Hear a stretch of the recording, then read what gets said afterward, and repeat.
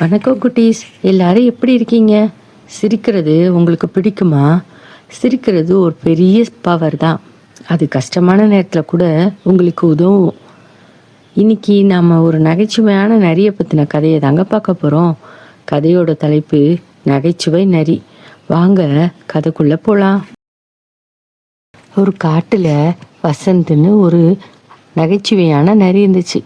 மற்ற நரிகளை போல வசந்த் சூழ்ச்சிக்காரன் இல்லை. அதுக்கு எல்லா விலங்குகளையும் சிரிக்க வைக்க தான் பிடிக்கும். தினமும் அது நிறைய நகைச்சுவைகளை சொல்லும். ஆனால் அதோட நகைச்சுவை அவ்வளவா நல்லா இருக்காது. அதனால யாருமே அவ்வளவா சிரிக்க மாட்டாங்க. ஒரு நாள் அந்த காட்டில் ரொம்ப பெரிய வறட்சி வந்துருச்சு. ஆறு எல்லாம் வறண்டுருச்சு, மரங்கள்லாம் வாடி போச்சு. எல்லா விலங்குகளும் ரொம்ப சோகமா ஆயிடுச்சு. யாரும் விளையாடக்கூட மாட்டாங்க, சிரிக்கவும் மாட்டேன்றாங்க.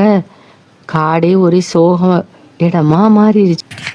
தன் நண்பர்கள் எல்லாம் சோகமா இருக்கதை பார்த்ததும் வசந்துக்கு என்ன பண்றது அப்படின்னே புரியல. சரின்னு சொல்லி ரொம்ப யோசிக்க ஆரம்பிச்சுது. அப்பதான் சிரிப்பு தான் அதுக்கு சரியான மருந்துன்னு அதுக்கு யோசனை வந்துச்சு. உடனே நல்ல நல்ல நகைச்சுவைகளை தேடி தேடி புதுசு புதுசான கதைகளையும் சொல்ல ஆரம்பிச்சுது. ஆனால் வசந்த் சொல்கிற கதை ஃபஸ்ட்டு விலங்குகள் கிட்ட சொல்லும்போது விலங்குகள்லாம் ரொம்ப பெரிய ஆர்வம் காட்டலை. ஆனால் வசந்தோட உற்சாகமான பேச்சை கேட்டு சிலர் சிரிக்க ஆரம்பித்தாங்க. சிரிப்பு கொஞ்சம் கொஞ்சமாக பரவி காடு முழுக்கவே நிறைஞ்சிருச்சு. பழையபடி எல்லா விலங்குகளும் ரொம்ப சந்தோஷமாயிட்டாங்க. அவங்க சந்தோஷப்படுறத பார்த்தோன்னே வசந்துக்கும் ஒரு சந்தோஷம் வந்துச்சு.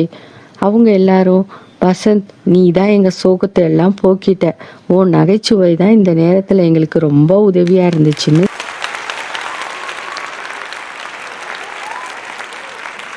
சொன்னாங்க. குட்டீஸ், இந்த கதையிலேருந்து நாம் என்ன கற்றுக்கிட்டோம்?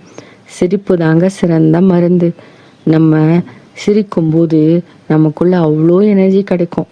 இந்த கதை கண்டிப்பாக உங்களுக்கு பிடிச்சிருக்கும்னு நினைக்கிறேன். உங்கள் நண்பர்களோட ஷேர் பண்ணிக்கோங்க. மறக்காமல் நம்ம சேனலையும் இதே மாதிரி இன்ட்ரெஸ்டிங்கான ஸ்டோரியை கேட்கணுமா? டிஸ்கிரிப்ஷனில் லிங்க் கொடுத்துருக்கேன். கண்டிப்பாக போய் பார்த்து என்ஜாய் பண்ணுங்கள். நாளைக்கு இன்ட்ரெஸ்டிங்கான ஸ்டோரியில் நான் உங்களை மீட் பண்ணுறேன்.